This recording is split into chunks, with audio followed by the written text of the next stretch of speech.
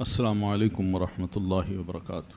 الحمد للہ رب العالمین والصلاة والسلام علی رسولہ محمد وعلی آلہ واصحابہ اجمعین، اما بعد۔ آج ہمارا جو موضوع ہے وہ ہے لباس اور زینت۔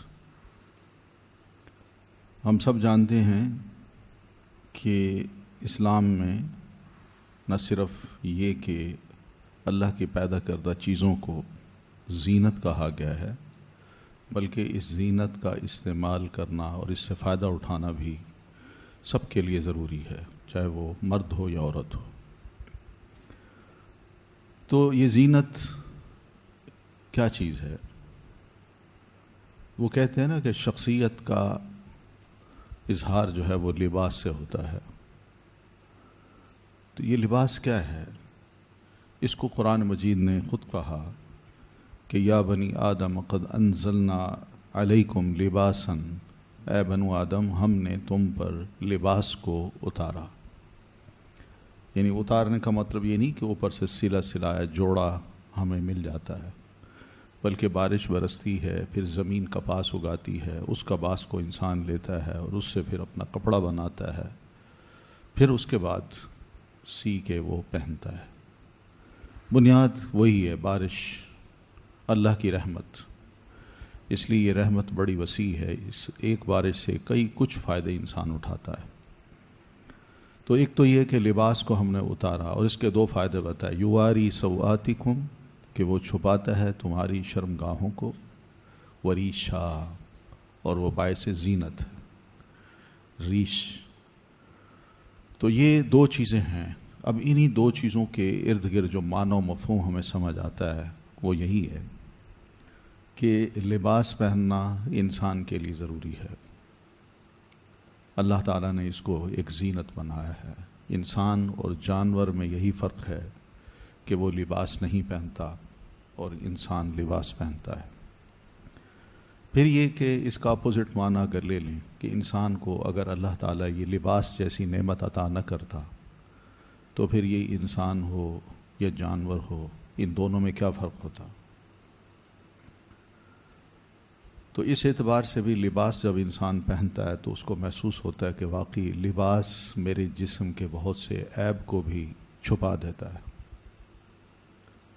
اور دوسری بات یہ ہے کہ جب میں اس کو پہنتا ہوں تو وہ ایک ریش بن جاتا ہے، یعنی ایک زینت سی بنتی ہے۔ تو یہ جو اپنی شرم گاہوں کو چھپانا ہے یہ بنیاد ہے، ورنہ شریعت میں پیارے نبی صلی اللہ علیہ وسلم نے ہم مسلمانوں کو یہ بتایا ہے کہ مرد کا جو ستر ہے وہ ناف سے لے کر گھٹنے کے نیچے تک، اور عورت کا سارا جسم جو ہے وہ ستر ہے، سوائے ہاتھ کے اور جو احادیث میں آتا نا چہرے کے، یہ باقی سب، یہ چہرے کی جو بات کی ہے یہ سب کے سامنے، گھروں کے اندر بھی اور دوسری جگہ بھی، لیکن جب پردے کی بات آتی ہے تو پھر چہرہ اس میں شامل ہے۔ تو یہ دو چیزیں ہیں۔ اب اس کو ہم نے دیکھنا ہے کہ اللہ تعالیٰ نے اس لباس کو ہمارے لیے اتارا ہے، تو اس کو ہم نے دو مقاصد کے لیے استعمال کرنا ہے کہ ستر پوشی ہو اور تزیین ہو۔ اب ان دونوں میں بے اعتدالی اختیار نہیں کی جا سکتی۔ بے اعتدالی کا مطلب یہ ہے کہ اگر انسان ایسا لباس پہنے کہ جس سے اس کے خاص طور پر جو شرمگاہیں ہیں، ستر ہے، فیچرز ہیں جسم کے، انگ جو ہے وہ نمایاں ہو، تو یہ لباس نہیں ہے۔ تو مردوں کے لیے بھی بڑا ضروری ہے کہ وہ خاص طور پر ناف سے لے کر گھٹنے تک جو لباس پہنے وہ کھلا ہو، اور عورتوں کے لیے ضروری ہے کہ وہ اپنے جسم کا سارا لباس ایسا پہنیں کہ وہ بھی کھلا ہو، اس کے جسم کے جو فیچرز ہیں وہ نظر نہ آئیں۔ لباس بظاہر انسان لباس پہنتا ہے، مگر یہ سب چیزیں اگر نظر آتی ہیں تو پھر ستر کس چیز کا ہے؟ تو اسی وجہ سے پہلی شرط تو یہ ہے کہ ستر ہو، اور پھر اس سطر میں جو مختلف چیزیں آتی ہیں وہ یہ بھی کہ اس سطر کا مقصد جہاں زینت اختیار کرنا ہے وہاں بے اعتدالی، یعنی ایسی زینت نہ ہو کہ جو نمایاں ہو۔ نمایاں سے مراد یہ ہے کہ مرد جو ہیں ان کے لیے تو اس حد تک اجازت ہے کہ وہ اپنے جسم کا جو لباس ہے وہ دوسروں کو نمایاں کر سکتے ہیں، مگر عورت کے جو لباس ہیں جس میں پھول ہیں، اسی طرح اس کی رنگت ہے، اور اسی طرح اور بھی بہت سی خوبیاں ہوتی ہیں، یہ سب ایسی چیزیں ہیں جو دوسروں کے لیے نمایاں نہ ہوں۔ پھر مردوں کو یہ کہا گیا کہ وہ عورتوں جیسا لباس نہ پہنیں، اور عورتوں کو کہا گیا کہ وہ مردوں جیسا لباس نہ پہنیں، کیونکہ اس میں زینت نہیں ہے، یہ کوئی اور مقصد ہے۔ یہ زینت نہیں ہے، کوئی اور مقصد ہے۔ پھر اسی طرح کوئی ایسا لباس جو کسی غیر اسلامی مذہب کا مذہبی لباس ہو، وہ مسلمان کا مرد ہو یا عورت ہو، اس کو زیب نہیں دیتا۔ تو اس کے لیے بھی یہی کہا ہے کہ زینت سے مراد یہی ہے کہ ایسا لباس جو انسان کے سطر کو ڈھانپے، جس میں اللہ کی عبادت مقصود ہو، اللہ کی اطاعت مقصود ہو، اور ایسا لباس بالکل نہ پہنے کہ جس سے غیر اللہ کی اطاعت مقصود ہو یا اس کی بندگی مقصود ہو، اور اس سے یہ اظہار کیا جائے کہ ہم بھی ان جیسے ہیں۔ نہیں، اس لیے اسلام میں لباس کی کوئی وضع قطع ایسی نہیں ہے کہ جو لمیٹڈ ہو، یعنی میں شلوار قمیص پہنوں تو اس کو کہوں یہ لباس ہے، یہی اسلامی لباس ہے، یہ غلط بات ہے۔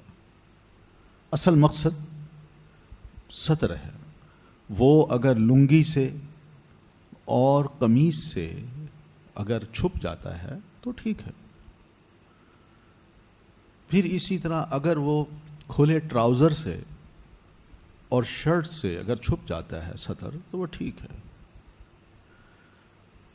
تو جو لباس مردوں کا ہے وہ عورتیں نہ پہنیں، یہ بھی شرط ہے۔ یعنی یہ مناسب نہیں ہوگا کہ مرد اگر کوئی ایسا لباس پہنتا ہے، مثال کے طور پر ٹراؤزر ہے، تو ٹراؤزر خاتون پہن سکتی ہے بشرطے کہ وہ کھلا ہو، اس میں کوئی منع نہیں ہے۔ اصل مقصد تو جسم کے فیچرز کو چھپانا ہے نا، تو یہ مقصد اگر حاصل ہوتا ہے تو پھر جو بھی لباس پہنا جائے وہ اس رنگ کا ہو۔ اسی طرح مردوں کے لیے مناسب نہیں ہے کہ وہ ایسے رنگ والے لباس پہنیں جو عورتوں کے رنگ ہوتے ہیں۔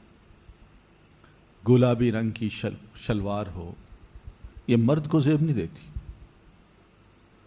تو اس طرح کے جو لباس ہیں، رنگت پر بھی ذرا پابندی ہے کہ مشابہت نہ ہو۔ من تشبہ بقوم فہو منہم، کسی قوم کی مشابہت جب انسان اختیار کرتا ہے تو پھر انہی میں سے ہو جاتا ہے۔ تو عورتوں کا لباس پہنے گا تو عورتیں اگر مردوں کا لباس پہنیں گی تو وہ اپنے آپ کو مردوں میں شمار کروائیں گی، تو یہ درست نہیں ہے۔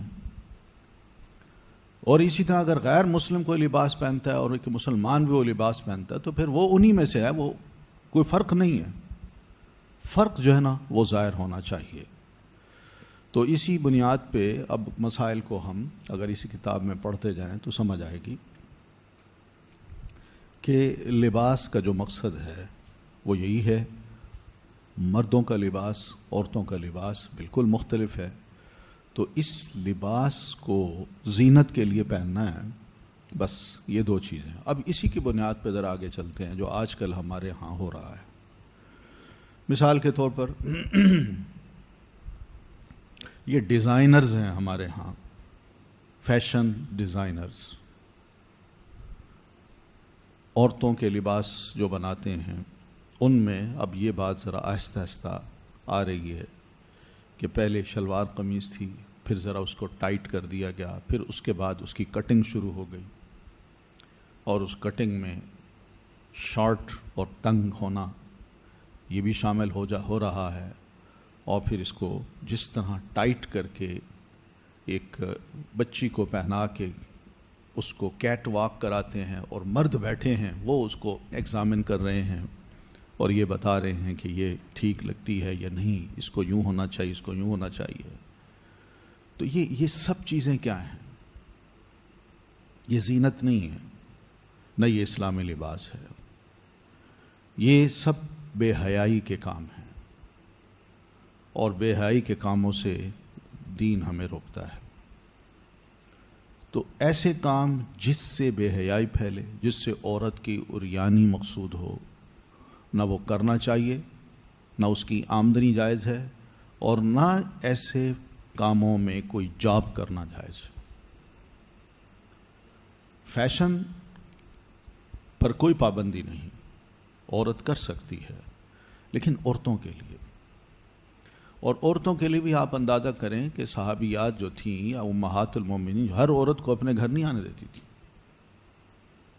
اور نبی علیہ الصلاۃ والتسلیم کو جب یہ علم ہوا کہ ایک ہیت نام کا ایک مخنث تھا، ہجڑا تھا، مدینہ میں تھا اور مسلمانوں کے گھروں میں آتا جاتا تھا، مسلمان یہ سمجھتے تھے کیا ہے، ہجڑا ہے، اس سے کیا ہونا ہے. نبی علیہ الصلاۃ والتسلیم نے بھی اس وقت کوئی پابندی نہیں لگائی، لیکن کسی ایک گھر میں بیٹھ کے اس نے یہ بات کی اور یہ کہا کہ اگر مسلمانوں نے، اللہ کے رسول صلی اللہ علیہ وسلم نے حنین یا معلوم نہیں کون سا غزوہ تھا، اس غزوے میں فتح حاصل کر لی، تو اس قبیلے کا جو سردار ہے اس کی ایک بہت خوبصورت بیٹی ہے، اور اس بیٹی کا اس نے جو اظہار کیا وہ یوں کیا کہ تقبل باربع وتدبر بثمان، جو سامنے آتی ہے تو 4 چیزیں اس کی نمایاں ہوتی ہیں، اور پیچھے سے اس کو دیکھا جائے تو 8 چیزیں نمایاں ہوتی ہیں. عجیب و غریب اس نے یہ لفظ کمنٹس دیے. عورتوں نے سنا لیکن شرم و حیا کے مارے خاموش رہیں. لیکن کسی خاتون نے جا کے نبی علیہ الصلاۃ والتسلیم سے فرمایا، ہم نے فرمایا اچھا بس اس کو منع کر دو کہ آئندہ مسلمانوں کے گھروں میں بالکل نہ جائے، کسی گھر میں یہ نہیں جا سکتا، سب عورتیں اسے پردہ کریں. تو مقصد یہ ہے کہ گھر کے اندر اگر خاتون زینت اختیار کرتی ہے، جس کے سامنے اجازت ہے کہ وہ زینت اختیار کر کے ان افراد کے سامنے آ سکتی ہے، اس حد تک تو ٹھیک ہے. لیکن اگر کوئی غیر آتا ہے اور غیر آ کے اس ساری زینت کو دیکھ کے پھر جا کے باہر پھیلاتا ہے اس بات کو، تو یہ غلط بات ہے. اس لیے صحابیات ہوں یا مسلمان خواتین جو ماضی کی ہیں، وہ کبھی بھی غیر عورت کو اپنے گھر آنے کی اجازت نہیں دیتے تھے. اتنا ضرور تھا کہ اگر وہ آتی تو یہ کھلا لباس پہن کے اس کے سامنے آ جاتی، جی بات کیجیے، اپنے آپ کو ٹھیک ٹھاک کور کیا ہوتا تھا. تو یہ شکل جو ہے یہ صرف اس لیے ہے کہ گھر کی باتیں وہ باہر نہ عام ہوں، اور گھر کی 4 دیواری کا جو تقدس ہے وہ برقرار رہے. ورنہ شیطان انسان کو 1 منٹ میں ورغلا سکتا ہے اور معلوم نہیں وہ کیا کچھ پلاننگ کر سکتا ہے، مرد یا باہر کے افراد کیا کچھ سوچ سکتے ہیں. تو اس اعتبار سے یہ سب چیزیں دیکھنی ہے کہ ستر پوشی اور تزئین میں بے اعتدالی جہاں آئے گی وہاں پر شیطانی راستے کھلیں گے، بے حیائی کے راستے کھل جائیں گے، اور اس حکم میں پھر مسلمان نہیں آئے گا، بلکہ اس کی مشابہت، اس کے اعمال وہ غیروں جیسے ہو جائیں گے. ایک تو بات یہ ہے. دوسری بات یہ ہے کہ جہاں ہم نے زینت اختیار کرنی ہے وہاں جو نظافت ہے، نظافت وہ بھی بڑی اہم ہے. یہ نظافت جسم کی ہے. کچھ لوگ بظاہر ٹھیک لگتے ہیں، انہوں نے اپنا حلیہ، اپنے کپڑے بہت اچھے بنائے ہوتے ہیں، لیکن اگر ان کے پاس کسی وقت ذرا اس حالت میں بیٹھا جائے جب کہ وہ گھر سے لباس پہن کے باہر نکلتے ہیں، اس کے بغیر وہ گھر میں جب بیٹھے ہوتے ہیں، مثلا جرابیں اتاری ہوئی ہیں، تو انسان دیکھتا ہے کہ پاؤں کے ناخن انتہائی کالے، گندے، میلے، بڑے ہوئے، اس طرح ہاتھوں کے ناخن وہ بھی بڑے ہوئے. اب یہ سب پردے ڈال کے لوگ بہترین کپڑے پہن کے جب لوگوں کے سامنے آتے ہیں تو اسلام اس چیز کو پسند نہیں کرتا. اسلام یہ چاہتا ہے کہ انسان کا جسم جو ہے وہ بھی نظیف ہو، وہ بھی صاف ستھرا ہو. یہ مناسب نہیں ہے. اس لیے دین نے یہ کہا ہے کہ یہ خمس من الفطرہ، 5 چیزیں ایسی ہیں جو فطرت سے تعلق رکھتی. انسان کی فطرت ہے کہ وہ ان چیزوں کو اپناتا ہے، وہ پسند کرتا ہے. تو وہ حدیث پڑھی ہوگی آپ نے، تو وہ سب چیزیں اسی زمرے میں آتی ہیں. یہ نہیں ہے کہ میں ان کو ڈھانپ لوں، دوسروں کے سامنے نظر نہ آئے اور گھر کے اندر اس طرح بن کے رہوں. نہیں، گھر کے اندر بھی انسان اپنے آپ کو صاف ستھرا رکھے. بینی اسی طرح جسم کے جو بال ہیں، جہاں دین نے مردوں کو کہا ہے وہاں خواتین کو بھی کہا ہے. اور یہ غیر ضروری بال جو ہیں یہ یعنی بازوں کے بھی ہیں، چہرے کے بھی ہیں.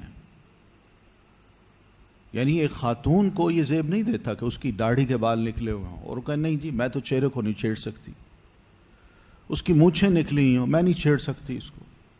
اللہ تعالیٰ نے اگر جسم میں کوئی تھوڑی سی تکلیف رکھی ہے تو اس تکلیف کا یہ مطلب نہیں ہے کہ میں اس کو برداشت کروں اور یہی سنت ہے. نہیں، اپنے آپ کو صاف ستھرا بنانا ہے، صاف ستھرا رکھنا ہے. تو یہ نظافت جو ہے اس کی بڑی اہمیت ہے.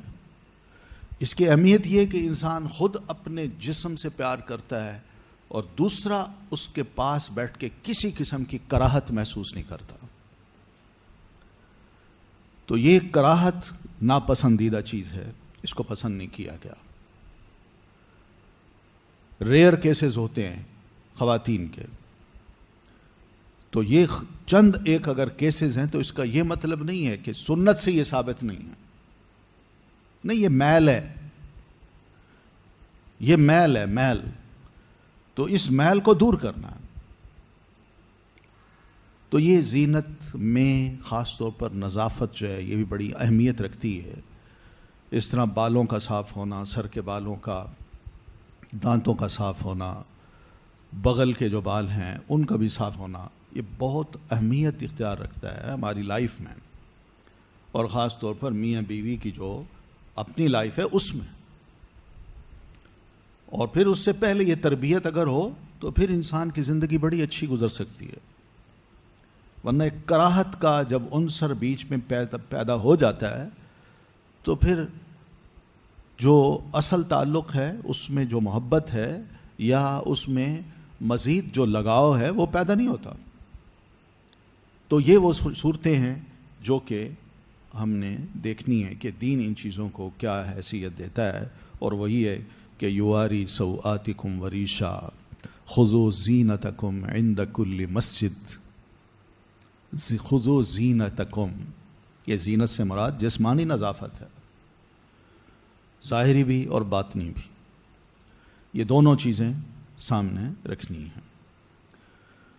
تو بہرحال اس میں جو احادیث ہیں وہ آپ دیکھ لیجئے کہ کس طرح پیارے نبی علیہ الصلاۃ والتسلیم نے سمجھایا ہے. اور اس میں ابھارتے ہوئے آپ نے یہ فرمایا کہ کسی صحابی نے جب آپ سے پوچھا کہ اللہ کے رسول عوراتنا ما نأتی منہا وما نظر، ہماری سطر ہے، کتنا ہم کور کر سکتے ہیں اور کتنا چھوڑ سکتے ہیں. تو فقال، تو آپ نے فرمایا احفظ عورتک الا من زوجتک، اپنی شرمگاہ کی حفاظت کرو سوائے اپنی بیوی کے یا اپنی لونڈی کے. تو عرض کرتے ہیں، میں نے عرض کی اللہ کے رسول اگر لوگ آپس میں بیٹھے ہوں، بندہ انہی کے درمیان بیٹھا ہو تو اس میں کس حد تک اپنے آپ کو کور کرے. آپ نے فرمایا فَإِنِ اسْتَطَعْتَ أَلَّا يَرَاهَا أَحَدٌ فَلَا يَرَيَنَّهَا. یہ وہ دور ہے جب کہ صحابہ کرام کے پاس بمشکل ایک ہاتھ چادر ہوتی تھی اور اس چادر کے وہ 2 حصے کر لیا کرتے تھے، ایک نیچے باندھ دیتے تھے اور وہ بھی گھٹنوں تک بمشکل، اور دوسرا اوپر. بس غربت تھی. دور دور سے جو لوگ آتے تھے دیہاتی، ان کا کوئی بزنس نہیں ہوتا تھا، یا ان کی زمینیں ایسے نہیں تھیں کہ جو زمینیں بہت کچھ ان کو آمدنی کر دے رہی ہوں، ایسا کوئی مسئلہ نہیں تھا. یہ دور ہے اور ہر دور آتا ہے، مسلمانوں پہ بھی آیا ہے. تو بہرحال یہ کوئی اس دور کی بات نہیں کہ جب انسان پتھروں کے دور میں رہتا تھا یا غاروں میں رہتا تھا، نہیں، یہ نبی علیہ السلام کا دور ہے۔ تو آپ فرماتے ہیں اگر ہو سکے تو اتنی کوشش کرنا کہ تمہاری شرمگاہ کو کوئی دیکھ نہ سکے۔ تو اس نے کہا، پھر عرض کی، فَإِذَا كَانَ أَحَدُنَا خَالِيًا، اللہ کے رسول جب ہم میں کوئی بالکل ہی علیحدہ ہوتا ہے، اکیلا، تو آپ نے فرمایا فَاللَّهُ تَبَارَكَ وَتَعَالَى أَوْلَى أَن يُسْتَحْيَا عَنْهُ، پھر اللہ تعالیٰ زیادہ حق رکھتا ہے کہ اس سے شرم کی جائے، اس سے حیا کی جائے۔ تو اس سے پتہ چلتا ہے کہ انسان کا ستر کیا چیز ہے۔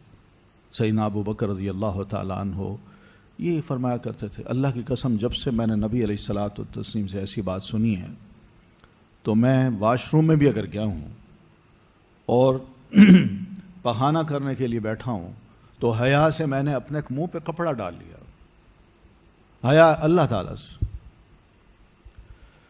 پھر یہ نظافت اور جمال والا دین بھی ہے۔ آپ فرماتے ہیں تنظفوا فإن الاسلام نظیف، نظافت اختیار کرو اس لیے کہ اسلام نظافت والا دین ہے۔ پھر آپ فرماتے ہیں النظافت تدعو الی الایمان والایمان مع صاحبہ فی الجنہ، نظافت ایمان کی دعوت دیتی ہے اور ایمان اپنا ساتھی کو لے کر جنت میں جائے گا۔ تو بہرحال یہ سب چیزیں اس میں آتی ہیں کہ انسان کا بدن، انسان کا لباس، انسان کا اپنا گھر اور آنے جانے کے راستے یہ صاف ستھرے ہوں۔ پھر دانت، ہاتھ اور سر وغیرہ بھی اس کی بھی۔ تو جو پاک صاف ستھرا ہے وہ نماز پڑھے گا تو خذوا زینتکم عند کل مسجد میں آ جائے گا، اس ضمن میں اس کی نماز بھی قبول ہوگی۔ لیکن جو گندا ہے، صاف ستھرا نہیں ہے، میلا ہے، تو وہ سوچ لے کہ طہارت پہ جتنا زور دیا ہے تو اس میں نظافت کتنی اہمیت اختیار رکھتی ہے۔ تو نبی علیہ الصلاۃ والتسلیم یہ بار بار یہ جو باتیں ارشاد فرما رہے ہوتے تھے، اس لیے کہ مدینہ ہو یا ارد گرد کے صحرائی لوگ ہوں، یہ جب آپ کے پاس آتے تو بار بار ان کو تعلیم دی جاتی تھی۔ مومن تھے، ایمان لائے تھے، مگر اس ایمان کے ساتھ بار بار کی جو تذکیر ہے، یاد دہانی ہے، یہ ان کو فائدہ دیتی تھی اور وہ بن جاتے تھے، الحمدللہ صاف ستھرے ہو جاتے تھے۔ پھر اسی طرح آپ صلی اللہ علیہ وسلم نے سر اور داڑھی کے بالوں کے بارے میں بھی کئی دفعہ لوگوں کو سمجھایا، مونچھوں کے بارے میں بھی سمجھایا، اور پھر اسی طرح ہم یہ بھی دیکھتے ہیں کہ آپ صلی اللہ علیہ وسلم جمعہ کے روز بھی صحابہ کرام کو فرماتے ہیں کہ نہا کے آیا کرو، اس لیے کہ جب اجتماع ہوتا ہے، اکٹھے لوگ ہوتے ہیں، تو یہ اچھی بات نہیں ہے کہ دو چار نہا کے آئیں، خوشبو لگا کے آئیں اور باقیوں کے جسم سے پسینے کی بدبو یا کپڑوں کے اندر سے پسینے کی بدبو آ رہی ہو اور ماحول معطر ہونے کی بجائے خراب ہو جائے۔ اس لیے آپ مسجد کے حال کو بھی جہاں نماز پڑھتے تھے اس کو بھی آپ خوشبو سے یا دھونی سے جو اس کی ہوتی ہے آپ ابھارتے ہیں کہ یہ کام کرو۔ اور ایک تو صاحب تھے جن کا نام بھی مجمر پڑ گیا، مجمر کا مطلب ہے کہ وہ گھر میں خوشبو کی دھونی لگاتے اور مسجد میں آتے اور مسجد میں امام کے ساتھ ہی دائیں بائیں کر کے رکھ دیتے تھے اور ساری مسجد میں خوشبو سی پھیل جاتی تھی۔ تو یہ ساری چیزیں صرف صفائی ستھرائی لباس کی ہو، ماحول کی ہو، انسان کی اپنی شخصیت کی ہو، اس کے لیے ہوا کرتی تھی۔ باقی یہ ہے کہ سونا اور ریشم، اس کے بارے میں آپ کو پتہ ہے کہ آپ صلی اللہ علیہ وسلم نے فرمایا یہ دونوں چیزیں میری امت کے مردوں پر حرام ہیں، عورتوں کے لیے حلال ہیں۔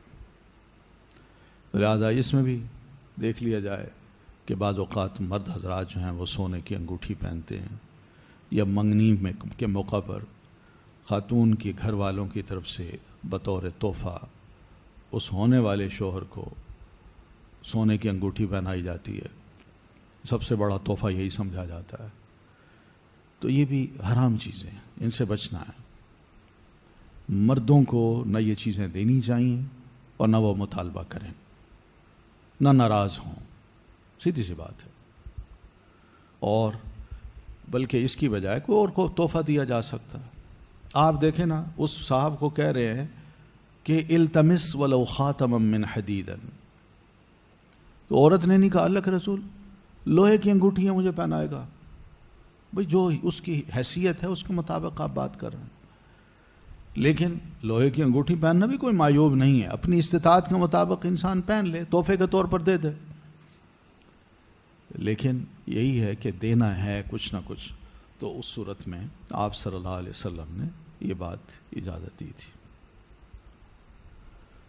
تو اس کا یہ بھی مطلب نہیں ہے کہ لوہے کی انگوٹھی جو ہے وہ مردوں کے لیے عورتوں کے لیے جائز ہے۔ کچھ علماء نے صاف صاف کہا ہے کہ لوہا یا لوہے کی انگوٹھی اس کو مرد بالکل نہ پہنے، ہاں عورت کو اگر دینی ہے تو اس کو بیچ کے اس کی قیمت بطور تحفہ کے بیوی کو دے دے، لیکن یہ تحفہ دے نہ، یعنی لوہے کی انگوٹھی تو بطور تحفہ کا نہ دے۔ پھر یہ ریشم کو جو اللہ تعالیٰ نے حرام کیا وہ اس لیے کہ اس میں کیا کہتے ہیں، یعنی بڑی خوشحالی کا اظہار ہے۔ نبی علیہ السلام کے دور میں کسریٰ اور قیصر، یہ بادشاہ جو تھے، یہ پرانے دور سے ان کے ہاں ایک رواج چلا آتا تھا، بلکہ اب بھی ہے، کہ یہ لوگ سونے کے کنگن پہنتے تھے، ریشم کے بڑے بڑے اچھے لباس پہنتے تھے۔ تو اسلام نے اس چیز کو ذرا ختم کیا ہے۔ وجہ اس لیے ہے کہ اس طرح کے جو لوگ ہوتے ہیں جن کے پاس سرمایہ ہو اور اس سرمایہ کو خرچ کرنے کی ان کو کوئی اور جگہ نظر نہ آتی ہو، تو وہ اپنی ذات پہ اس سرمایہ کو اس طریقوں سے یا ان طریقوں سے خرچ کیا کرتے تھے، جس میں یہ ظاہر کرنا مقصود ہوتا تھا کہ ہم بڑے خوشحال لوگ ہیں، ملا ہیں، ہم مترف لوگ ہیں، مترف۔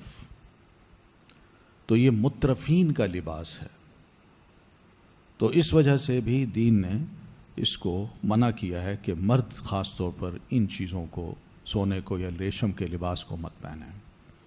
اور پھر دوسرا ہے کہ مرد کا جسم جو ہے عورت کے جسم سے ذرا مختلف ہے، تو اس لیے جسمانی ساخت کے اعتبار سے اللہ تبارک و تعالیٰ نے عورتوں کے لیے تو یہ سونا اور ریشم حلال کر دیا ہے تاکہ عورت جو ہے وہ زیورات سے آراستہ ہو اور خوبصورت پوشاک یا لباس پہن کے، خاص طور پر اسی طرح کا ریشم کا یہ پہن کے، یہ کوئی مردوں کے ساتھ ہمسری نہ کرے، ان کا مقابلہ نہ کرے، بلکہ اپنے آپ کو جو شریعت کا دائرہ ہے اسی کے اندر رہ کے اپنے خاوند کے لیے سب کچھ کرے۔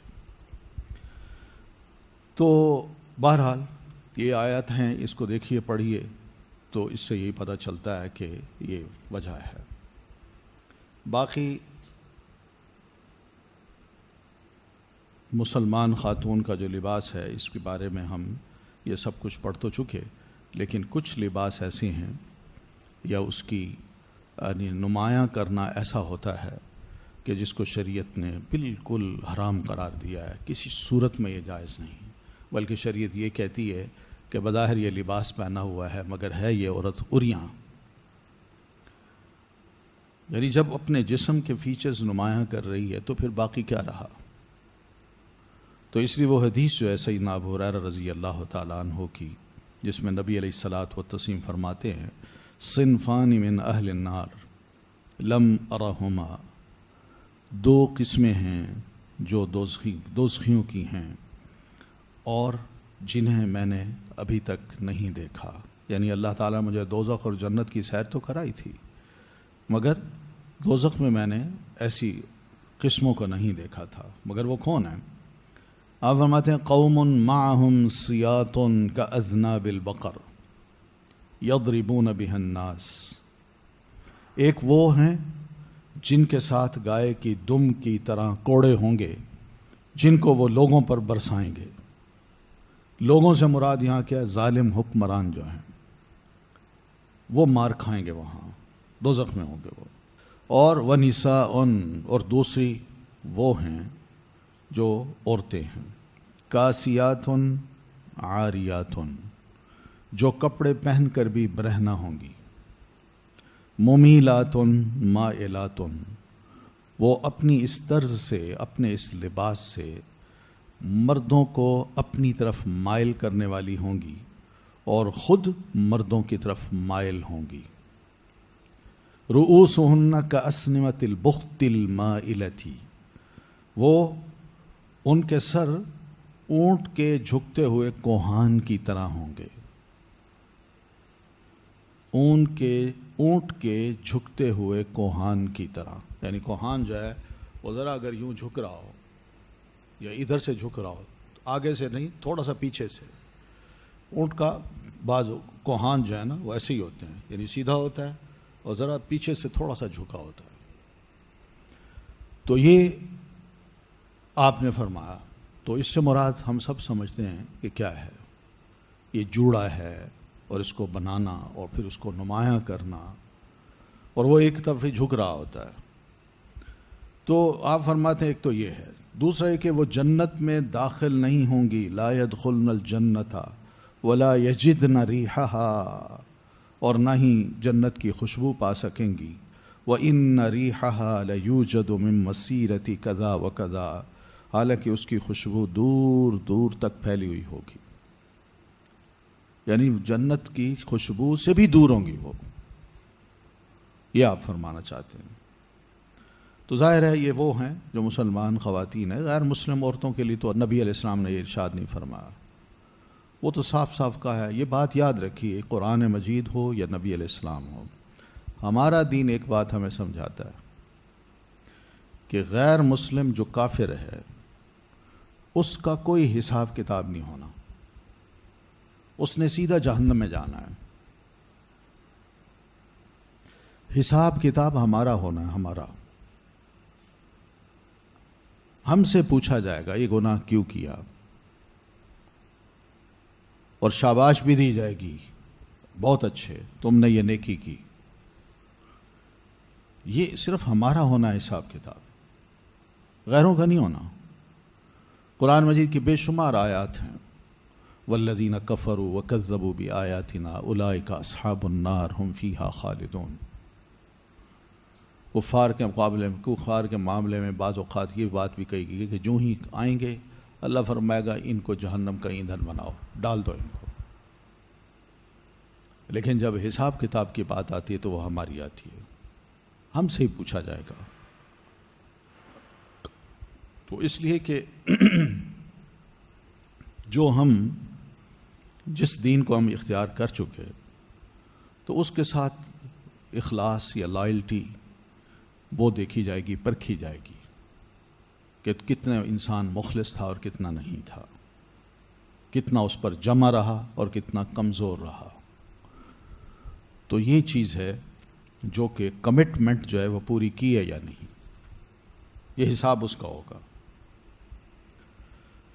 پھر اس کے ساتھ اب آگے آ جائیے کہ یہ بزنس جو ہیں، اب اس سے یہ تو خیر ٹھیک ہے نا، اب پتہ چل گیا ہمیں کہ لباس ہم نے کون سا خریدنا ہے، لباس ہم نے کون سا پہننا ہے، کون سی چیزیں خرید کے ہم پہن سکتے ہیں اور کون سی چیزیں مرد خرید کے نہیں پہن سکتے، یہ تو پتہ چل گیا۔ تو یہ خریداری کرنا یا اس کی چیزوں کو بیچنا، یہ سب ذمہ داری کا کام ہے۔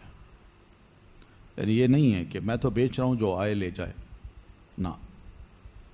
جس طرح ہم نے کل پڑھا تھا کہ شراب کو بیچنے والا، حتیٰ کہ شراب کو نچوڑنے والا، یہ جو گناہ اور زیادتی کے کاموں میں تعاون کرتے ہیں، کسی بھی حیثیت سے انوالو ہیں، ان سے بچنا حتی الامکان بڑا ضروری ہے، یہ بڑی ذمہ داری ہے۔ تو اس ذمہ داری کو اب دیکھیے کہ کیا ہو۔ ہمارے ہاں یہ کیا ہوتا ہے جی، کون سے وہ چھوٹے چھوٹے گھر بنے ہوتے ہیں، اب بیوٹی پارلر، تو یہ بیوٹی پارلر میں جا سکتی ہے خاتون، پھر وہی بات آتی ہے، پہلے تو وہ ایسی ہو جو بھی خاتون اس سے اپنی کیا کہتے ہیں وہ تیاری یا اپنے آپ کو دلہن بنوانے آئی ہے یا اپنا زیب و زینت کروانے آئی ہے، یہ دوسری جو کام کرنے والی خاتون ہے وہ ذمہ دار خاتون ہو، وہ اس خاتون کی خوبصورتی یا اس کے مختلف فیچرز جو ہیں جسم کے جو بظاہر نظر آتے ہیں وہ دوسروں کو نہ بتاتے پھرے. یہ بڑی ذمہ داری کی بات ہے. یہ ایسا نہ ہو ورنہ یہ سب عیب جو ہے نا کھل جائیں گے.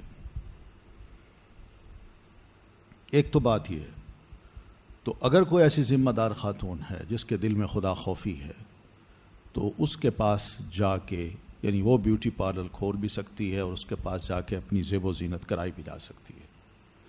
اور زیب و زینت بھی جو لمٹس ہیں بس اسی کے اندر.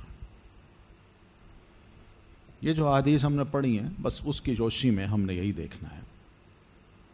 دین منع نہیں کرتا، دین اس چیز کو ابھارتا ہے کہ ہونا چاہیے. ٹھیک ہے، تو بہرحال یہ سب چیزیں جو ہیں ذرا دیکھنا ہے.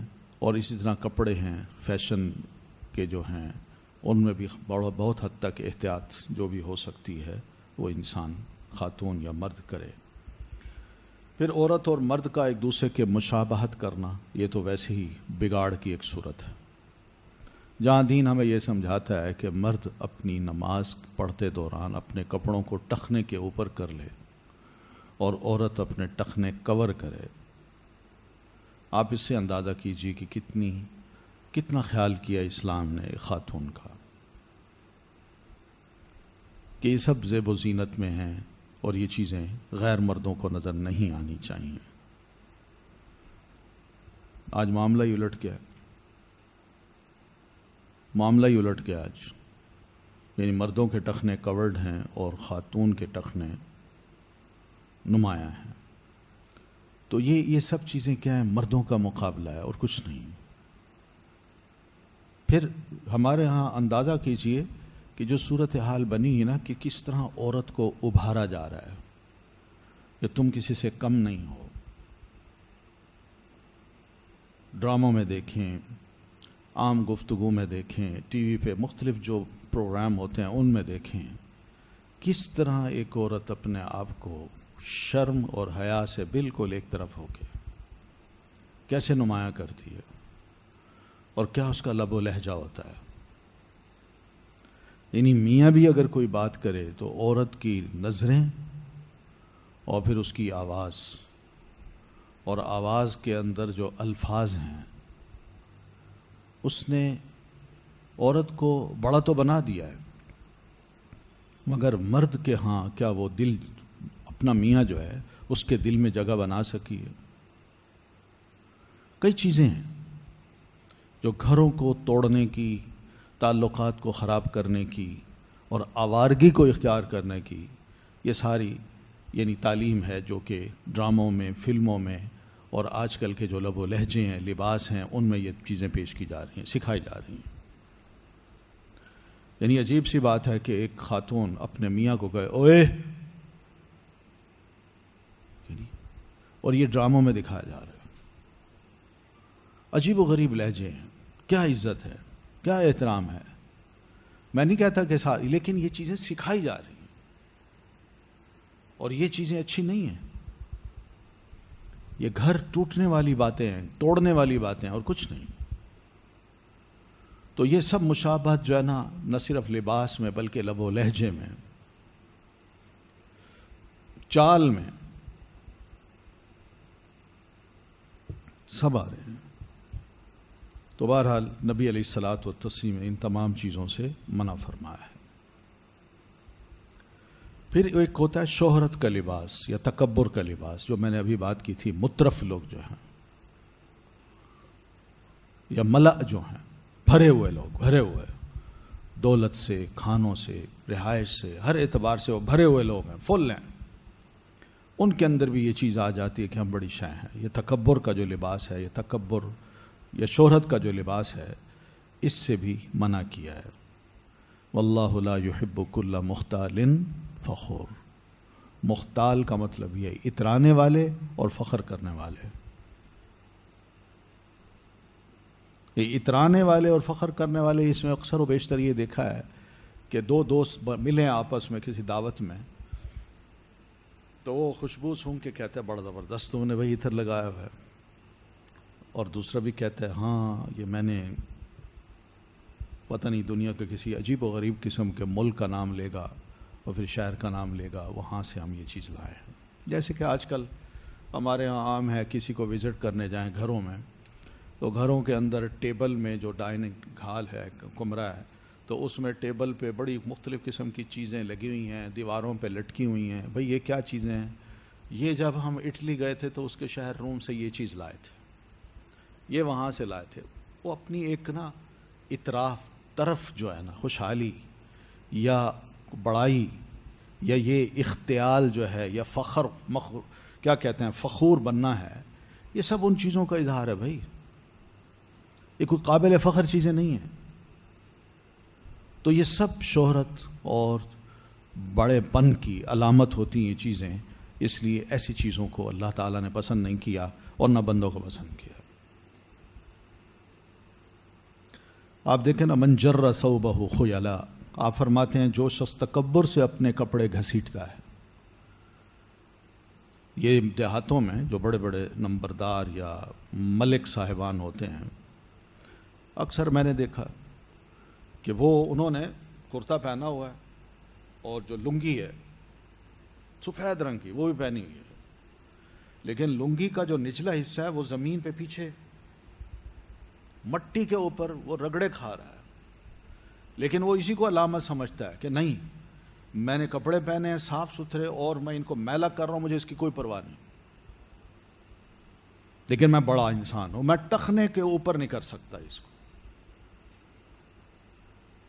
شادیوں پہ وہ کیا ہوتا ہے، جو آج کل یہ بھی بڑا فیشن ٹی وی پہ دکھایا جا رہا ہے کہ دلہن کو جب کپڑے پہنائے جاتے ہیں وہ سفید رنگ کے، تو کیا ہوتا ہے اس کے پیچھے وہ لمبی ایک زمین پہ بچھا ہوتا ہے اور 2-3 لوگ اٹھانے والے ہوتے ہیں اس کو، ہاں بہرحال جو کچھ بھی ہے۔ تو وہ چیزیں کیا ہیں، سوچنے کی یہ چیزیں کیا ہیں، اور یہ بھی اب ہمارے ہاں آ رہا ہے، یہ شادیوں میں یہ چیزیں بڑی نمایاں کی جا رہی ہیں۔ تو یہ سب فخور بننا ہے، مختال بننا ہے اور اپنے آپ کو بڑا سمجھنا ہے دوسروں کے سامنے، اس سے منع کیا ہے۔ آپ فرماتے ہیں من لبس ثوب شہرت، جس شخص نے شہرت کا لباس پہنا، البسہ اللہ ثوب مذلت یوم القیامہ، اللہ تعالیٰ اسے قیامت کے دن ذلت کا لباس پہنائے گا۔ تو بہرحال غلو نہیں ہونا چاہیے زینت میں، اور یہ کپڑے، یہ فیشن، یہ سب چیزیں لمٹ کی حد تک جائز ہیں اور اس سے زیادہ نہیں۔ پھر اسی میں زینت میں غلو کرتے کرتے انسان اللہ کی تخلیق جو ہے اس کو بھی تبدیل کر ڈالے، تو یہ تو شیطانی کام ہے، جو اس نے کہا تھا وَلَا آمُرَنَّهُمْ فَلَيُغَيِّرُنَّ خَلْقَ اللَّهِ، میں ان انسانوں کو حکم دوں گا، یعنی ضرور ان کے دلوں میں یہ بات ڈالوں گا، خیال ڈالوں گا کہ وہ اللہ تو نے جو ان کو تخلیق بخشی ہوگی اس پہ وہ مطمئن نہیں ہوں گے، اس کو عیب سمجھیں گے، بلکہ وہ اپنی تخلیق کو بدل ڈالیں گے۔ تو یہ تخلیق کیا ہے؟ اس کی ایک دنیا بھر میں ایک واحد مثال مائیکل جیکسن کی ملتی ہے، جس کو دیکھ کے بہت سے لوگوں نے پھر اپنی تخلیق کو بدلنا شروع کیا۔ کوئی ناک پہ خوش نہیں ہے، کوئی ماتھے پہ خوش نہیں ہے، کوئی ہونٹوں پہ خوش نہیں ہے، کوئی اسی طرح اپنے ہاتھوں سے خوش نہیں ہے، کوئی اپنی جسمانی جو ساخت ہے اس سے خوش نہیں ہے، یعنی وہ لیول کرنا چاہتا ہے ہر چیز کو اور خوبصورت بنانا چاہتا ہے۔ تو آپ اس سے سوچئے اگر پلاسٹک سرجری کو اسی مقصد کے لیے بنایا گیا ہے اور اسی کے علم کو آگے پھیلایا جا رہا ہے اور اسی کو پڑھایا جا رہا ہے، تو اس کا پڑھنا، اس کا سیکھنا کہاں جائز ہوگا؟ اور پھر جو اس کی انکم ہے وہ کہاں جائز ہوگی؟ یہ تو صاف صاف اسی میں آتا ہے فَلَا يُغَيِّرُنَّ خَلْقَ اللَّهِ، کہ اللہ کی تخلیق کو وہ بدل ڈالیں گے۔ یعنی تیری تخلیق پہ وہ خوش نہیں ہوں گے.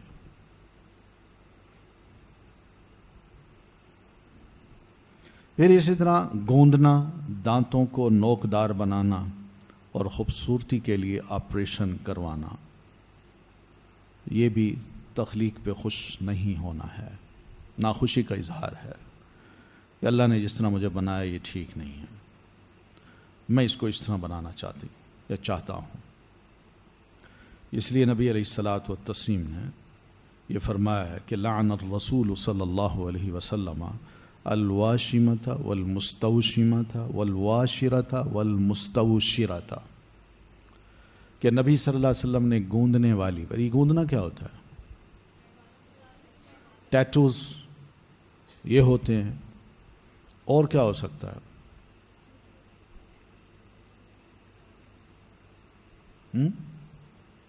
اور بھی کچھ چیز ہے ایسی؟ جی یہ بھی اس طرح کی کوئی چیزیں ایسی ہیں، ہمارے ہاں بھی پہلے تھیں. یہ ٹیٹوز تو خیر بعد کے ہیں، جو ہمارے ہاں فیشن آنے لگا ہے دیکھا دیکھی میں، لیکن اس سے پہلے کی یہی چیزیں ہوتی تھیں کہ کسی جسم کے حصے کو داغ دینا،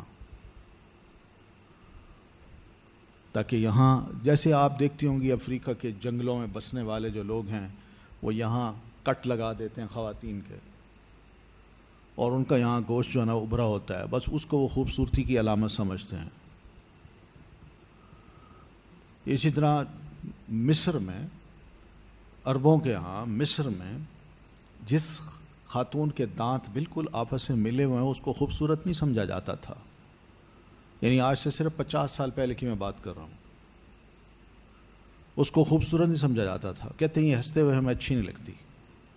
تو وہ کیسے؟ اس کے دانتوں کو رگڑواتے تھے، یعنی دو دانتوں کے درمیان اتنا فرق پیدا ہو جائے کہ وہ دانت ٹھیک ہیں، یعنی اس کے دانت ٹھیک ہو جائیں، وہ بیچاری کھا ہی نہ سکے. لیکن مردوں کی یہ ڈیمانڈ ہوتی تھی. پھر اسی طرح 50 سال پہلے بہت سے لوگ جو ہمارے انڈیا سے وہاں جاتے تھے پڑھنے کے لیے الازہر میں ادھر ادھر، تو وہ یہ بھی بتاتے ہیں کہ وہاں باقاعدہ کوئی گدے ملتے تھے، دکانیں ہوتی تھیں مردوں، یعنی مردوں نے یا عورتوں نے کھول رکھی تھی، اور یہ گدے جو تھے یہ عورتوں کی بٹکس کے لیے ہوتے تاکہ ان کے بٹکس بڑے بڑے نظر آئیں. عجیب و غریب قسم کے نا یہ سب کام تھے جو اب بھی ہیں، اور یہ جہالت کی باتیں ہیں.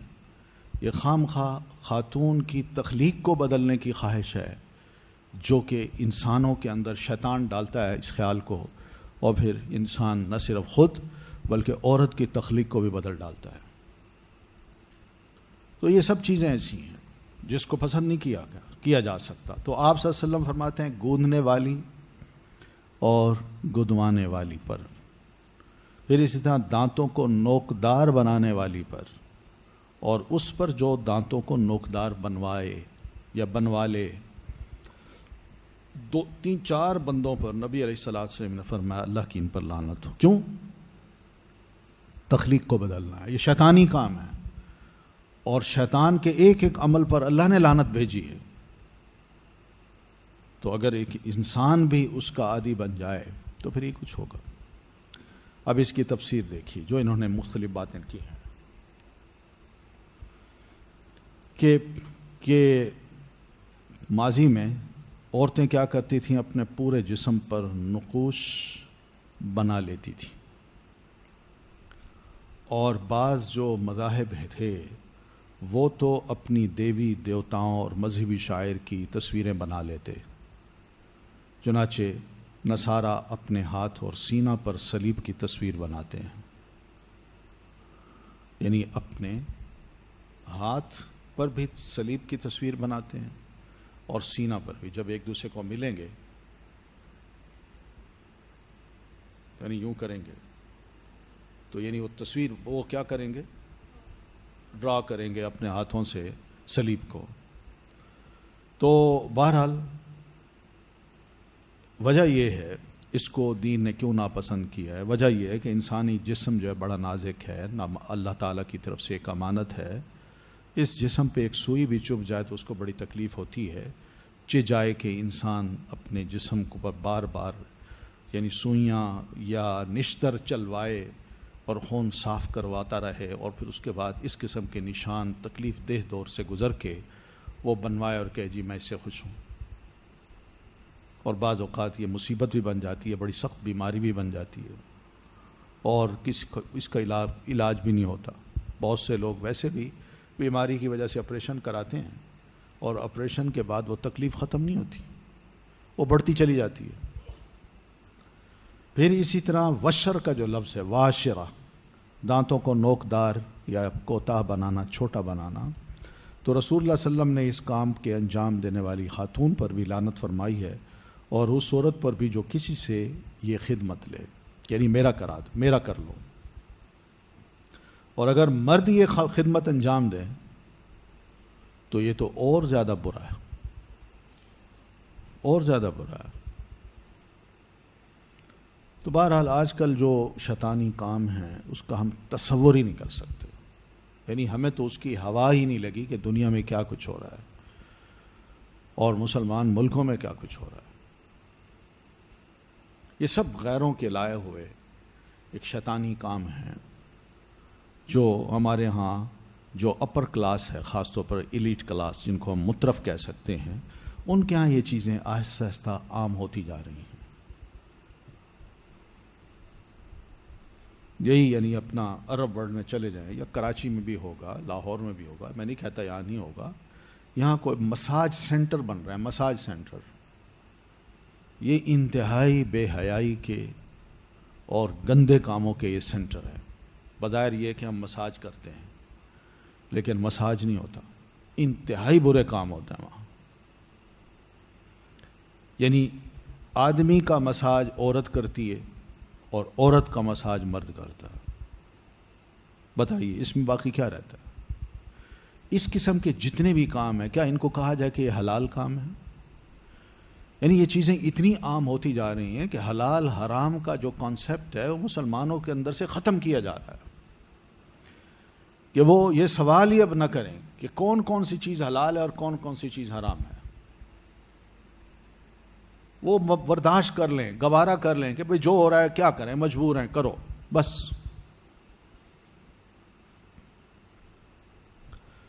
پھر اسی طرح حدیث میں نبی علیہ الصلاۃ والتسلیم نے وہ دانتوں کے بارے میں فرمایا کہ جو دانتوں کے درمیان درزیں بنواتی ہیں کہ وَلَعْنَ الْمُتَفَلِّجَاتِ لِلْحُسْنِ، اور جو اپنی خوبصورتی کے لیے دانتوں میں درزیں بنوائیں تو آپ نے ان پر بھی لعنت فرمائی ہے. ٹھیک ہے، تو بہرحال یہ سب چیزیں خوبصورتی پیدا کرنے کی غرض سے اگر یہ کی جائیں، جس میں آپریشن بھی ہو، وہ پیسہ بھی خرچ ہو، تو انسان مسلمان خاص طور پر سوچ لے کہ مجھے ایک ایک چیز کا حساب کل اللہ کو دینا ہے.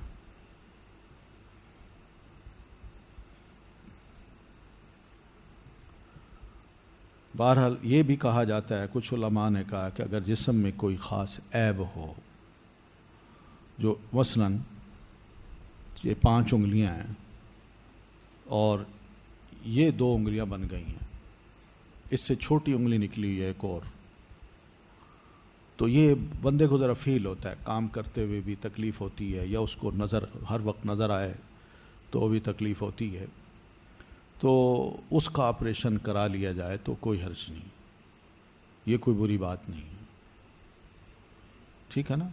تو یہ چیزیں یہ اس میں نہیں آتی، فَلَيُغَيِّرُنَّ خَلْقَ اللَّهِ میں نہیں آتی. میں نماز پڑھ رہا تھا مسجد نبوی میں، تو میرے بالکل ہی صف کے اگلی صف میں، یعنی میرے سامنے جو بندہ تھا آگے، تو میں نے اس کو دیکھا کہ اس کی پوری یہ پچھلی جو کیا نام ہے، ایڑی جو ہے نا، ایڑی کا جو گوشت ہے نا، یہ بالکل اینڈ والا، وہ کٹا ہوا ہے. وہ بھاری سا بندہ ٹھیک کھڑا ہو، رکوع بھی صحیح کرے، سجدہ بھی صحیح کرے، کھڑا بھی ہو جائے، اور بالکل عام بندوں کی طرح کھڑا تھا. وہ خیر میں بڑا سوچتا رہا، میں نے کہا میری نماز ہی بہرحال اسی میں رہی. میں نے کہا اللہ کے اس بندے کو کیا تکلیف ہوئی ہوگی، پھر بھی اس کی ہمت ہے کہ یہ کھڑا ہے. یعنی اگلا پاؤں ٹھیک ہے، جو نیچے والی ایڑی ہے نا، اس کا گوشت غائب ہے. وہ پیچھے سے ٹخنے تک غائب ہے. بڑی مجھے تو نماز پڑھ کے میں نے اس کو سلام کیا. میں نے کہا میں یہ پوچھ سکتا ہوں کہ تمہیں کیا تکلیف ہوئی تھی؟ مصری تھا, ایجپشن, کوئی ٹیچر تھے, کوئی ہوں گے 40-45 سال کے ہوں گے. تو مجھے کہنے لگے تمہارا کیا خیال ہے, مجھے کیا ہوا ہوگا؟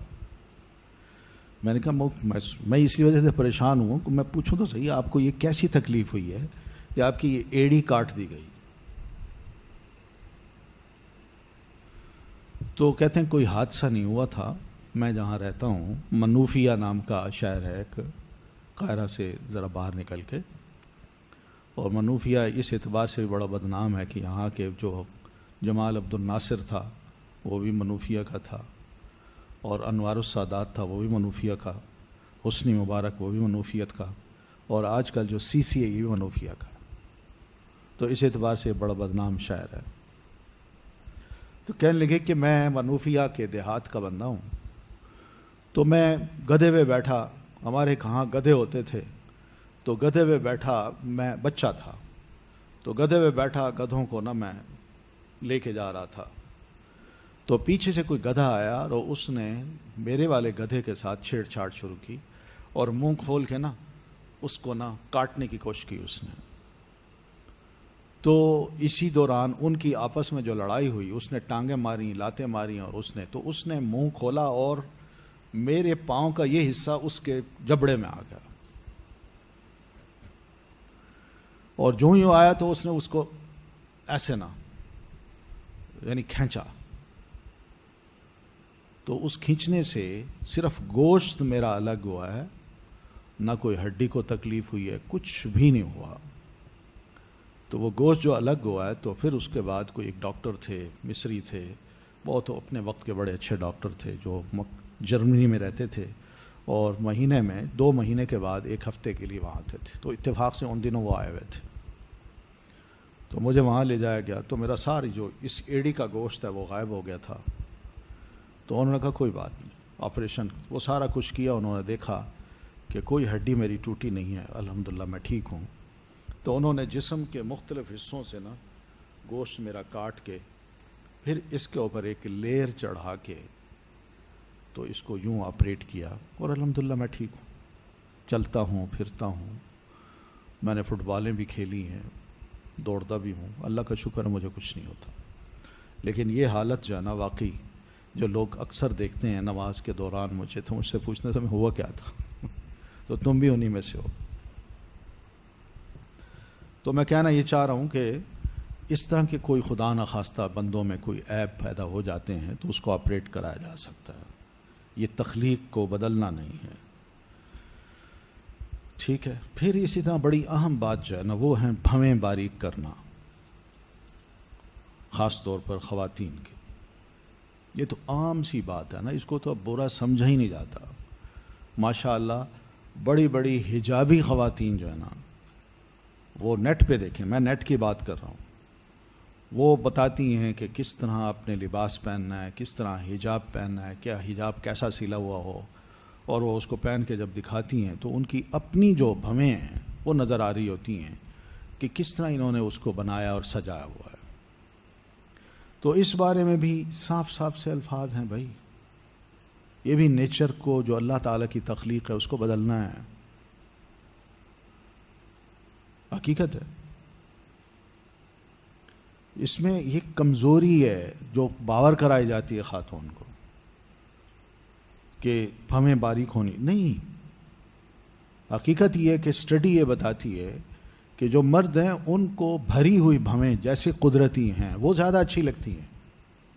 یہ تو نئے ایسے فیشن ہے, اس فیشن میں آ کے انسان اپنی تخلیق کو بدل ڈالے, کیا ضرورت ہے.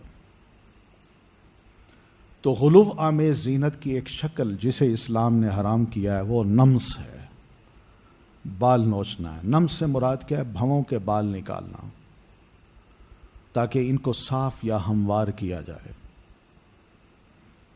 اللہ کے رسول صلی اللہ علیہ وسلم نے کیا فرمایا؟ لعن رسول اللہ صلی اللہ علیہ وسلم النامصۃ والمتنمصۃ.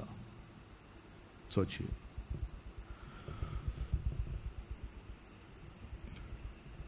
تو بہرحال یہ سب چیزیں قابل غور ہیں ہم مسلمان گھرانوں کے لیے بھی اور خواتین کے لیے بھی۔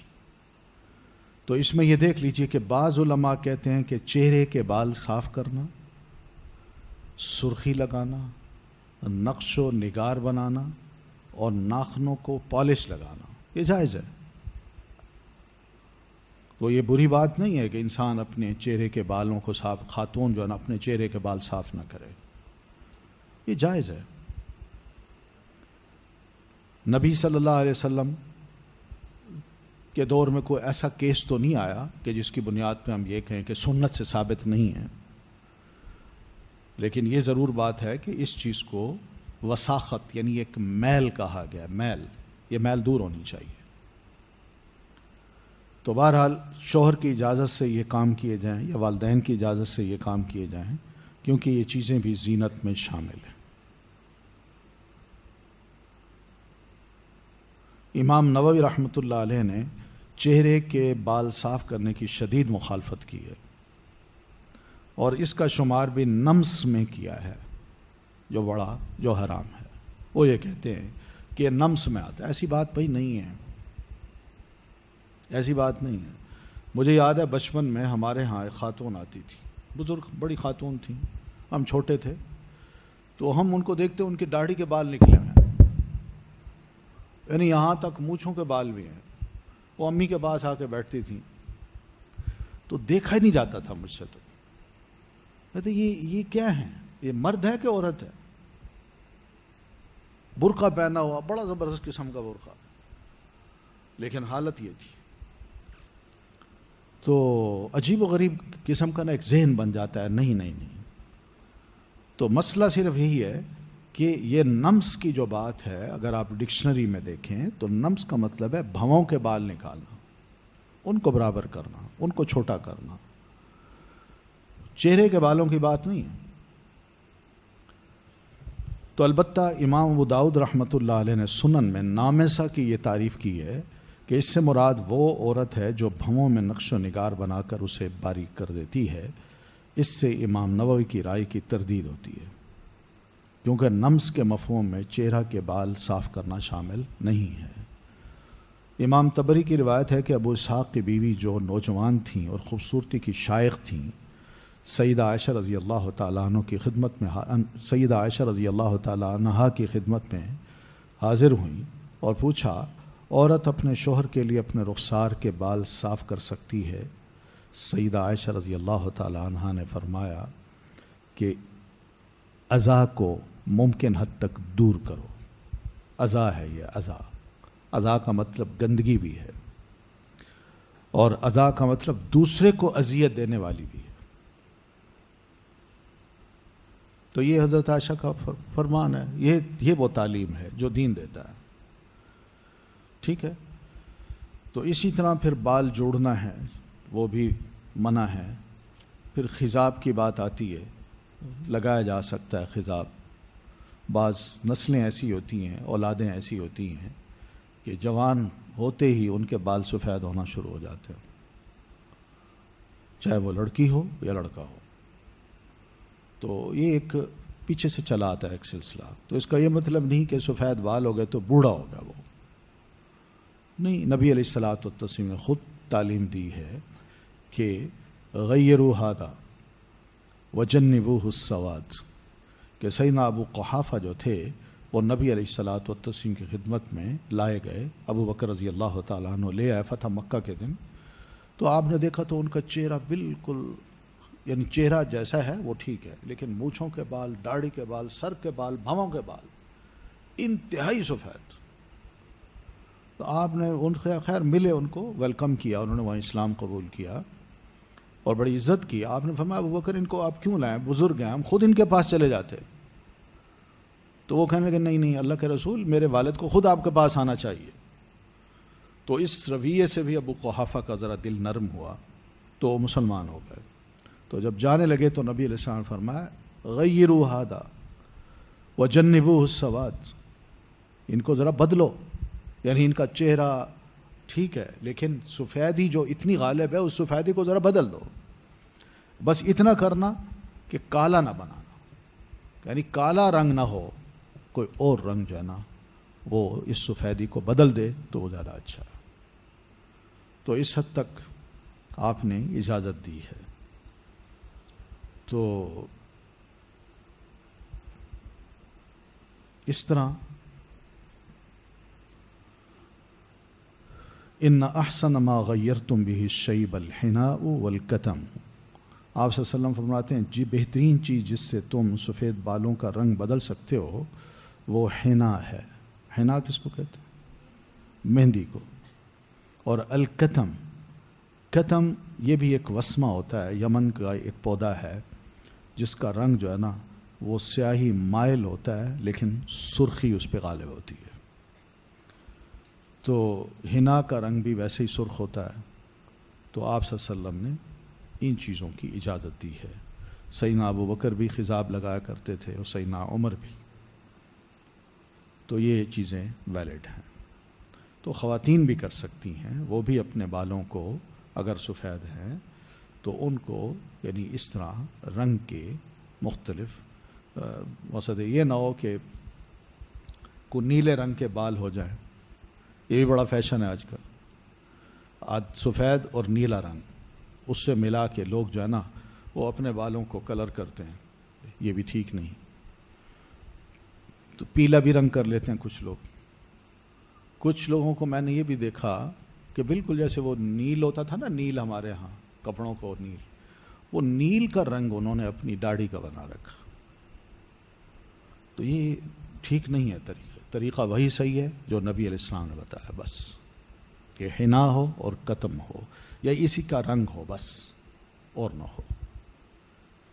کالا رنگ اس لیے بوڑھے کو اچھا نہیں لگتا کہ ادھر کالے بال ہیں، ادھر جو نا ہاتھ کانپ رہے ہیں، ٹانگیں کانپ رہی ہیں، اور بظاہر لوگوں کو یہ سمجھا رہا ہے کہ میں تو جوان ہوں۔ تو یہ درست طریقے نہیں ہیں، یہ دھوکہ ہے۔ تو دھوکہ نہیں دینا چاہیے دوسرے کو، جو مناسب طریقہ ہے اسی کے اندر ہی، اسی لمٹ میں رہ کے انسان اپنا وقت گزارے اور اپنے آپ کو بنائے سنوارے۔ ٹھیک ہے جی، کوئی سوال ہو تو؟ بسم اللہ الرحمن الرحیم۔ سوال ہے کہ دانتوں میں کیا اس وجہ سے بریسز لگوائے جا سکتے ہیں کہ دانتوں میں خلا ہے اور اس وجہ سے کھانے کے ذرات دانتوں میں پھنس جاتے ہیں؟ تو اس کی وضاحت کر دیں۔ ہاں، اگر یہ نیت ہے، تکلیف ہوتی ہے واقعی، کیونکہ وہ ذرات جو ہیں دانتوں میں پھنس جائیں تو بعض اوقات دانتوں کا بڑا درد بھی ہوتا ہے اور تکلیف ہوتی ہے، رات کو سوتے سوتے تکلیف شروع ہو جاتی ہے، تو ایسی صورت میں یہ بھی بن سکتے ہیں۔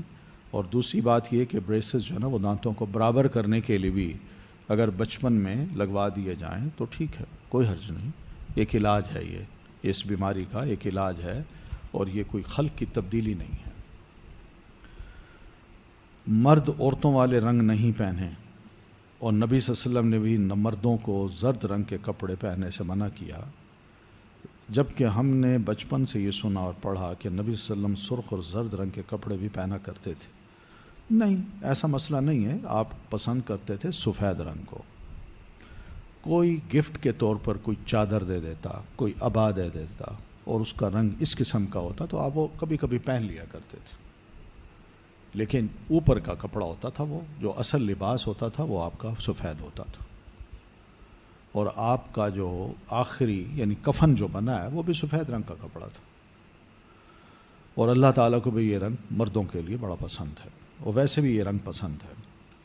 باقی یہ ہے کہ نبی علیہ السلام نے کبھی پٹکا بلیک کلر کا پہنا ہے، کبھی وائٹ کا پہنا ہے، کبھی سبز رنگ کا پہنا ہے، تو یہ سب استعمال ہو سکتے ہیں، تو اس میں کوئی حرج نہیں ہے۔ کیڑے مکوڑوں کی حرمت کے بارے میں کیا حکم ہے؟ یعنی سمندری کیڑے مکوڑے جو ہیں ان کی حرمت کے بارے میں نہیں، بس یہی اصول رکھیں کہ جو کیڑا پانی کے اندر جیتا ہے اور پانی کے باہر آ کے مر جاتا ہے پھڑک کے، وہ حلال ہے، اور جو پانی کے اندر بھی رہتا ہے اور باہر بھی آ کے بھاگتا دوڑتا ہے اور جی رہا ہے تو وہ کیڑا حلال نہیں ہے۔ جیسے سانپ ہے، سانپ پانی کے اندر تیرتا ہوا کراس کر کے چلا جاتا ہے اور پھر اس کے بعد باہر رہتا ہے، تو اس طرح کے چیزیں جو ہے نا، یہ نہیں ہوگا کہ بھئی اس کیڑے کو ہم مچھلی سمجھ کے کھا لیں۔ جو انجیکشن بے ہوش کرنے کے لیے لگائے جاتے ہیں اور آپریشن کے لیے، تو کیا یہ بھی وہی میں نے کہا تھا نا، کیا کہتے ہیں اس کو، ہاں، تو یہ سنگھا دیتے ہیں اور پھر اس کے بعد بے ہوش ہو جاتا ہے بندہ، انیستھیزیا جس کو کہتے ہیں، تو اس سے پھر آپریشن کر لیتے ہیں۔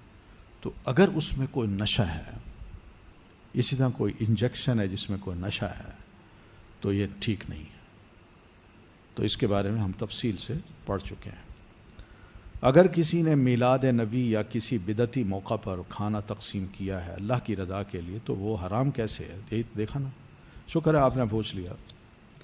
بھائی بات وہی ہے، میں کہہ رہا تھا کہ لوگ کہتے ہیں کہ یہ کھیر جو آئی ہے یہ تو اللہ کا دیا ہوا رزق ہے، اس کو ہم حرام کیوں کہیں؟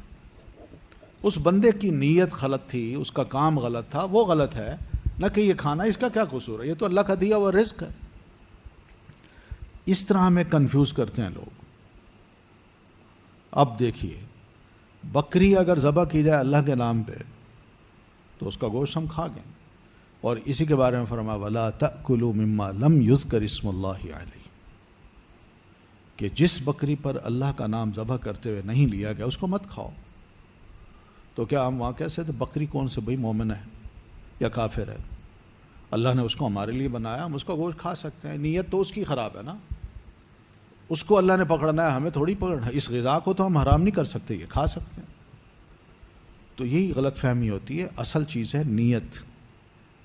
اگر یہ میلاد پہ یا دوسرے مواقع پہ اس سے آگے پیچھے کو کھانا دیا جاتا ہے اور بسم اللہ پڑھ کے بندہ اس کو بناتا ہے، اللہ کے لیے بناتا ہے، تو وہ ہم کھا لیں گے، لیکن عین اس موقع پر نہ اس سے ایک دن آگے جانا ہے نہ پیچھے ہٹنا ہے۔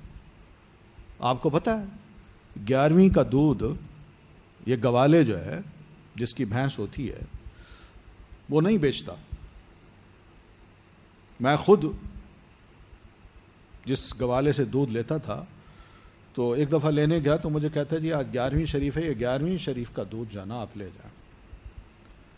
تو میں نے اس کو زیادہ بحث نہیں کی، میں نے کہا ایسا کرو تم آج مجھ سے پیسے لے لو، کل مجھے دے دینا مفت۔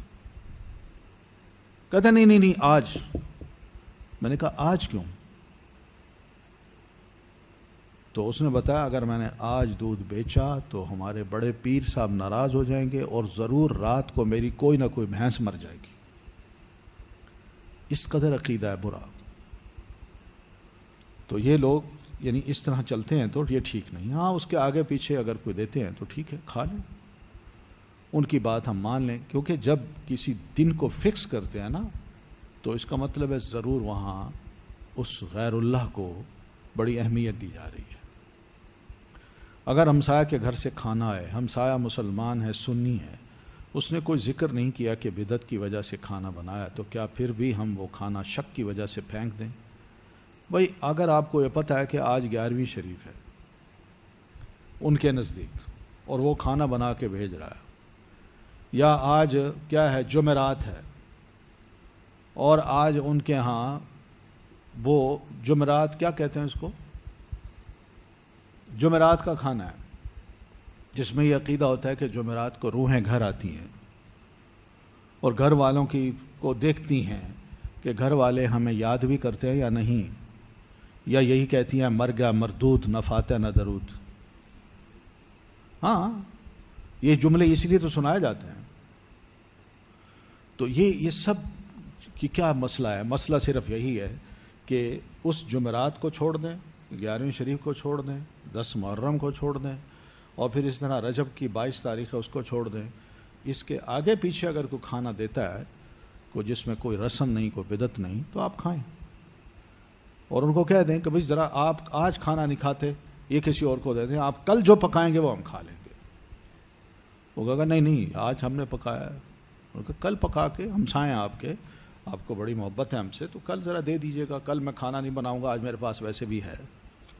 اگر یہ نہیں معلوم کہ اس گھر سے آیا ہے تو پھر کیا کریں؟ لیکن اگر وہ دن مقرر ہے اور اسی دن محسوس ہوتا ہے کہ یہ سارے ہاں یہ رسم سب جگہ یہ رسم چل رہی ہے، تو پھر ایسے کھانوں سے بچیں۔ کینسر کے مریض کو بیماری کی آخری سٹیج یعنی آخری وقت انتہائی تکلیف، مریض اور گھر والوں کے لیے اس کا تکلیف سے آواز نکالنا برداشت سے باہر، کیا ڈاکٹر مارفین مارفین دے تو گناہ گار ہوگا، کوئی بات نہیں، اس وقت مریض کو سمجھانا چاہیے کہ جیسے آتا ہے نا لقینوا موتاکم لا الہ الا اللہ، جو آخری سٹیج پہ ہیں بیمار، تو ان کو صرف اتنا کہا جائے کہ تم اللہ خیر کرے گا، اللہ تعالیٰ انشاءاللہ آگے بہت کچھ تمہارے لیے ہے، لا الہ الا اللہ پڑھو، سمجھائیں پیار محبت سے، اگر اور کچھ نہیں تو اپنی خود آواز ذرا اونچی نکال لیں